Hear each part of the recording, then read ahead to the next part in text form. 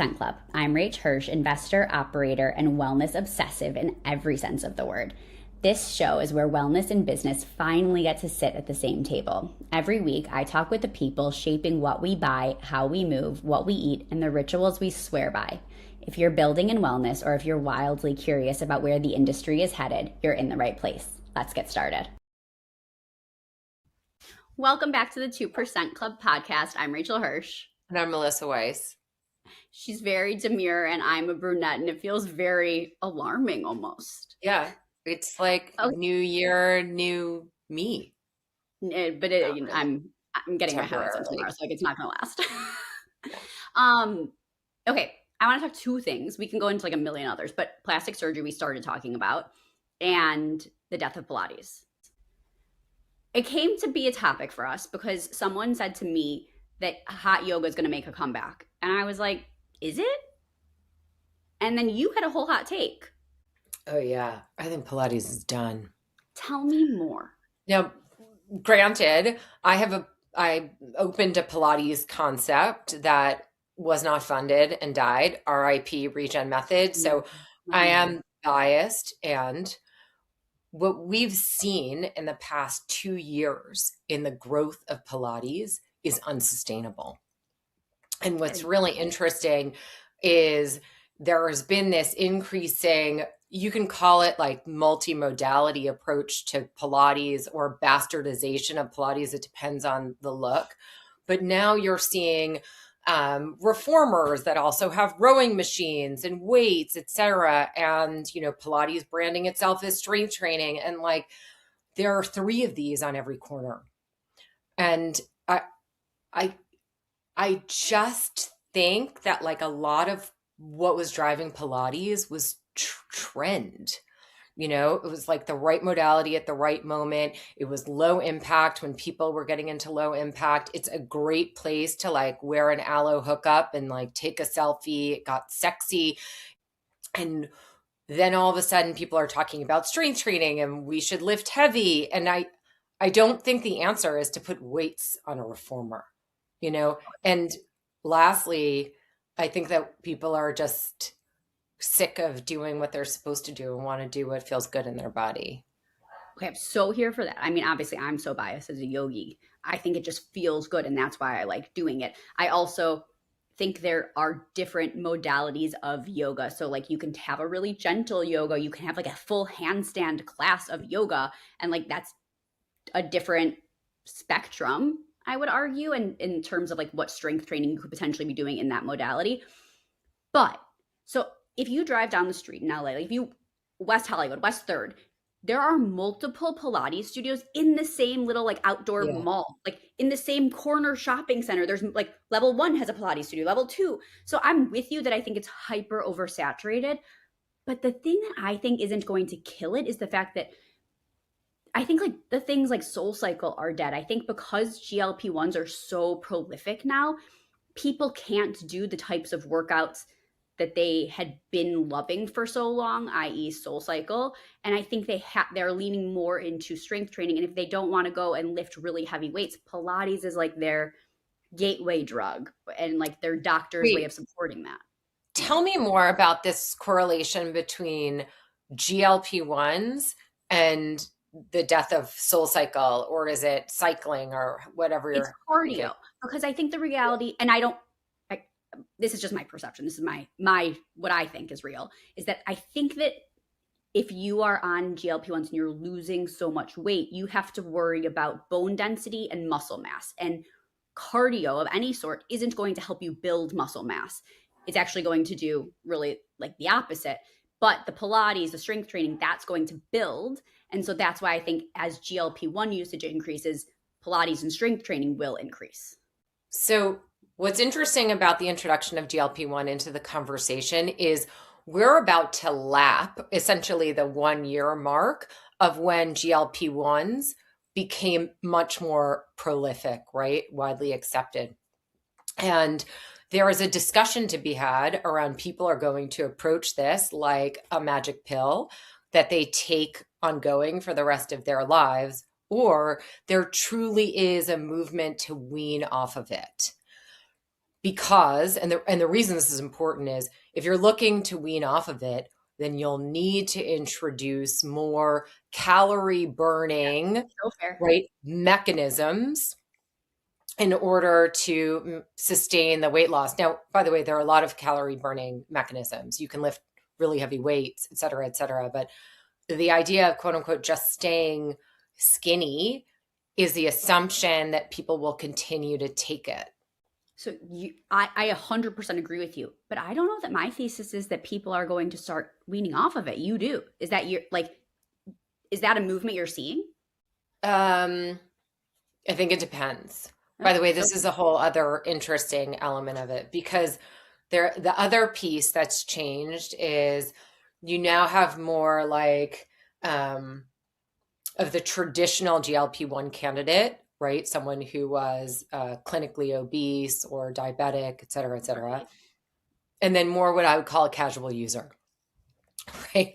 It's like the difference between like hardcore drugs and people who are like smoking a little pod. Like they didn't really need it, right? Right. But it's 5 to 10 pounds, and which by the way I am in full support of, full support. So the people who are the differences in those groups may be broader than just their weight, right? It could be their Totally. historical relationship with exercise, their historical relationship with eating right. And I really believe it's going to be easier for the casual users, the 5 to 10 pounders, to get off GLP-1 and much harder for someone who uh, has less experience in that world, right? It'll be more of a weaning process. I'm with you, but I still think that we are in early innings of the penetration of GLP-1 usage. I was in Chicago watching telly with my parents, and I'm not exaggerating when I tell you What did you say? You were in Chicago, what? watching telly with my parents. When you get like go into your English thing, it's like my favorite thing. For those of you who didn't know, Rachel went to business school in England, and every once in a while she'll just say whilst, like it's normal here Okay, that's in a the whole most different established conversation. cities. Okay, well, when I was watching the television with my parents, they, and I'm not exaggerating, over 75% of the commercials were GLP-1s. It was like Row, and I don't know, there were like so many different ones that I didn't even know existed. And it was just one brand after another after another. And I couldn't, how do you differentiate? And why are you telling, like, I just didn't understand. It was so much. My parents live in the Midwest. And if they're getting bombarded like this still in the Midwest, my assumption is that these companies think that there's still so much market to penetrate. So maybe the Soul Cycle mommies who were on it for the 5 to 10 pounds, there might be that market for them to wean off. And then like Soul Cycle is alive and thriving. And I was totally off with my thesis. But I think like maybe it's middle America or a broader economy of, I still think 30% of Americans are going to be on GLP-1s in the next 5 years. Aren't 70 million Americans on GLP-1s? I Did I don't read know. that? I believe that. That sounds plausible. I mean, so the other thing is though, what you're saying interestingly correlates the conversation around Pilates, which is like there's like a echelons, tiers, whatever. The way to think about this is in markets, right? So where you and I live, there's Pilates on every corner. Like my neighbor who gained 5 pounds in menopause is on GLP-1, et cetera. There is like affluence and a lot of education around health and wellness, et cetera. Right. That changes as you move to different Right. parts of this country and around the world. And so I think that, I realize that all of a sudden that our conversation has been happening a little bit today in rarefied air because as you get into those other markets, then there isn't Pilates on every corner. But I'll tell you what is those four wall, the low cost, high value gyms, the Planet Fitnesses of the world, and Right. they're doing great. Their business is great. Well, so I even think that there are, because of the way the franchising world is, I think there's even many Pilates studios popping up and will probably still pop up in those places. But I want to bring it back to yoga really quick because I think something I hear all the time is that I don't love yoga. It doesn't feel like a workout to me. And so the idea that hot yoga could make a comeback, I think brings it back to that original conversation of like feeling good of what you were saying, not just the facade of it. Yeah. I mean, I I said this to you a couple months ago, which is I was having a yoga naissance for a few reasons. I mean, I've been lifting, right? Like I worked at Barry's in like my late 30s. I was like a psychopath with like doing double floor and strength training all the time and lifting heavy because I'm like stupid and competitive and now I can't move my back. But I'm tired of the internet telling me what to do, right? Like do strength training and do this, do this. Like I'm going to do what I want, you know? And at that moment when we connected, the strength training wasn't feeling good in my body. You know, I wanted something that felt good. Well, I think that that's sort of the issue is that it's not, it's, that makes it seem so black and white. Like what we're being told online over and over is like, you have to be lifting heavy, heavy, heavy. That doesn't create the space where I really enjoy playing tennis physically and mentally. I really enjoy practicing yoga. And it's like, I don't have 4 hours a day to work out. And so, how do we Right. balance it? And how do we make that narrative socially acceptable? Yeah. I mean, what I think is interesting in all of this is this layer of the conversation on longevity and health span, which Yeah. is also rarefied air. Right now it's happening in like niche circles but when you start to think about it that way, there is a real reason to do yoga, even just for like the mental health and the stress Learning to breathe. elements of it.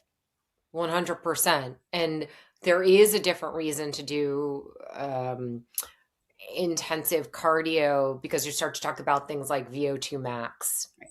Heart you health. know? So I don't know. I mean, maybe cycling will have a comeback, God forbid. But like, if you see, like, I don't know if you know what these Carol bikes are, but they are, it's an AI driven bike, stationary bike, which you see a lot in the longevity fitness studios. And they really are very much about increasing VO2 max, which by the way, tennis is great for. Do you know that like people who play racket sports have some of the best VO2 max of any athlete? So interesting. Do you know why? I don't know. I mean, I'm sucking wind on the court, but I don't think that's like a real data point. Yeah, I Okay. mean, you have to be in incredible cardiovascular shape to play those sports. Yeah, that's super fair. Yeah. So, I don't know. I Hmm. think we're in a really interesting time in health and fitness, namely because they're emerging. 100%. I really have this urge to take us totally into left field, and it is unrelated to any of this, but I sort of think it's an important topic for us to just discuss. It's like more financial wellness. Can we go left? I don't think we've ever not gone left and then abruptly gone right and then gone down and then up. So yeah, let's do it. I'm along for the ride. Okay. So I went down a rabbit hole of like when I was younger, I always wanted to work on Wall Street, and that meant like literal Wall Street was New York. So if you wanted to work in finance, you had to work in New York. Recently, I keep reading about these large offices opening up in Dallas. Like JP Morgan, I think by 2027 is going to have more employees in Dallas than in Manhattan.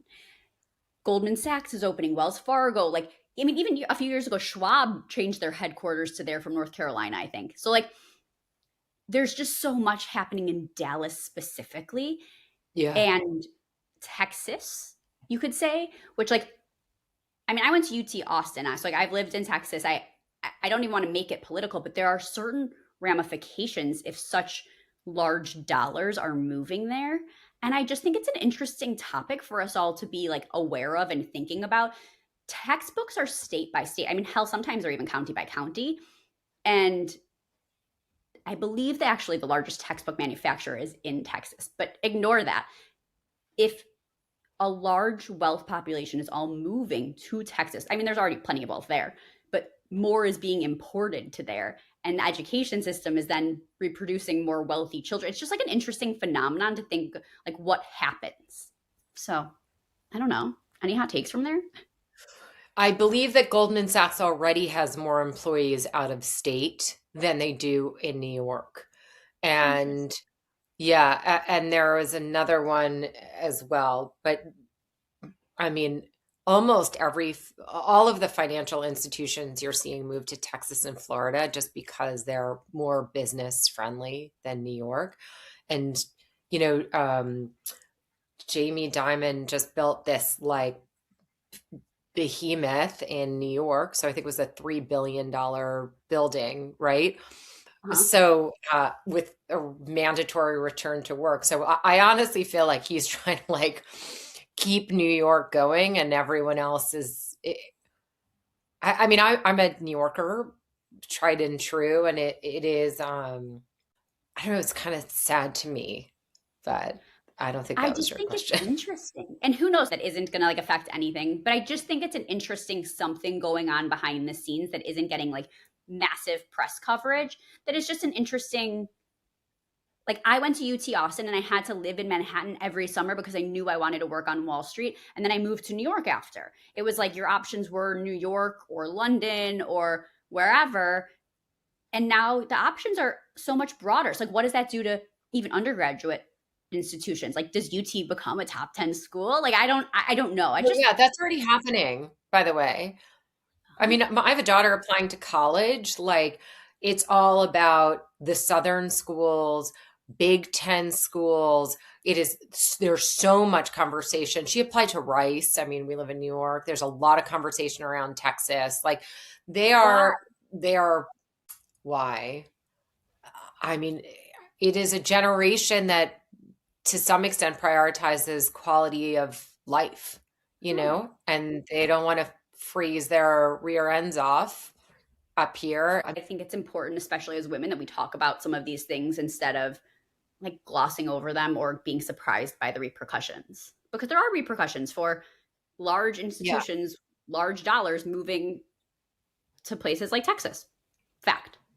No matter where you stand in the Yeah. aisle, that's just a fact. By the way, uh, so what's interesting and how it does connect more broadly to the other conversation is like there is this diaspora of wealth and health Totally. consciousness that's coming out of the traditional cities like New York and LA, and you're going to see more of that in states which are not traditionally known for this, Right. and as you see Goldman Sachs popping up in Florida and Texas, so goes all the Pilates going, supplement taking people who work there, you Right. know? It's going to be so interesting. So much of what I talk about with brands early stages, like what about middle America? Your customer acquisition costs are vastly different than chasing the coast. And but how again, this you're exactly right, how this will change that dynamic. I can't wait. It's gonna be fascinating.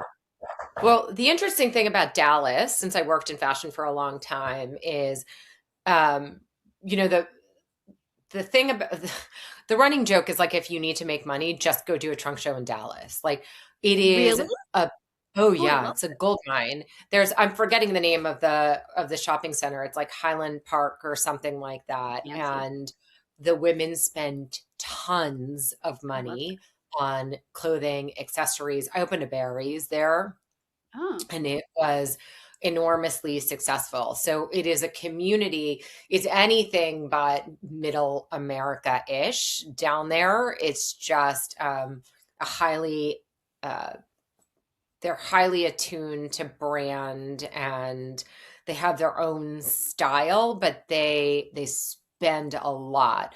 And fitness does well down there. Boutique fitness, fancy that's fitness it. as well. Boutique fitness has been doing its best in markets like Texas, even Florida, but specifically Texas has been thriving and so much fell off during COVID in so many places, but not in Texas. So it is an Right. interesting wellness place for all of this to Right. happen. Well, and Texas and Florida are the same, which is like they're diametrically opposed markets in one state, right? Austin is different from Dallas, which is different from Houston, which is Totally. totally different. And then you've got the east and west coast of Florida and the north. So, I mean, I think it's sort of like talking about New York and thinking it's just, Right. the Right. city or California. But the truth holds, which is the days of New York and LA being the center of the universe are over. 100%. And this is just my little plea to United because I'm always going to be probably, and this is like sad to say, United girl. United doesn't have LAX to Dallas Fort Worth direct flights. I think that should change. So if anyone here is listening that works in that market, that's wild to me that I would have to fly to Houston to fly to Dallas from LA. I mean, I just don't get it. That's wild. I mean, their main hub in New York is Newark, New Jersey. So like, I can't help them. I know. It's flying LAX to Jersey and then taking a cab into Manhattan is really it's not ideal. It's not ideal. It's not We've ideal. digressed. Okay, so theoretical death of We Pilates. digress should be the name of the podcast. We've had so many funny ones. Well, don't worry, we'll post all of the outtakes of us talking about plastic surgery because there were so many good ones. Should I title this one Nip Tuck? Oh my gosh, What's I wrong love with me? that. Okay. Anything else before we finish up that we've missed? Should we place bets that we come back to on Pilates? Oh yeah. I guess my other question is like, what happens to all these reformers? Like, is there going to be a massive sale that I'm going to be able to get reformers for pennies on the dollar in like 6 months? I'm thinking about this Pilates conversation though in the context of the discussion we just had around shifting from the yeah. And the one thing that's interesting about Pilates is it is accessible. Totally. It's really accessible. And so for someone who is less secure in a fitness class or has never really, I think that is the allure. Solid core does that real well, right? I mean, Which is even the days when I'm like, sorry, but bleeding heavily where I know I can't do a really intense workout because I'm so depleted, like there's a Pilates class that I can take. It is accessible, not just demographic wise, but cycle wise. yeah. Yeah. And it does that. Here's my other hot take. I think rowing is going to happen. Wait, why? Tell me more. Isn't that random? Yeah. I have all sorts of injuries from, as I call it, skipping the stretch all these years. Okay. And I can't run or do anything with impact. And so I've gotten into rowing, and as I have, sorry, let me back up. I've gotten into rowing, and the reason I have, because I always sort of said I don't need traditional cardio, is because I did some testing and my VO2 max is really low. And so I started doing traditional cardio mechanisms to get my VO2 max up. And then I noticed like Equinox has a rowing class that's new on the schedule. Interesting. Yeah. And I always feel like that's a bellwether when the big box gyms start to have a class available. Yeah. So it's like a rowing and strength program. And I feel like the thing about rowing and how it is low impact, right? High, I don't know. That's my, we can loop back on that. Something to track. Yeah. Yeah. Okay. Well, Pilates, I think we should look at what's our timeline to bet on this thing? Well, I think as soon as we start seeing really discounted reformers, Regen Part 2 happens and we do a Part 2 of this episode. Oh my God. Are you Googling it? 100%. Okay, on that note, we will see you all in a few weeks. Let us know what you think about this Pilates, the death of Pilates, about finance moving to Texas and plastic surgery. I don't know. I'm very curious on everyone's perspectives. Good, bad, and different. I love it. Love you. Bye, everyone.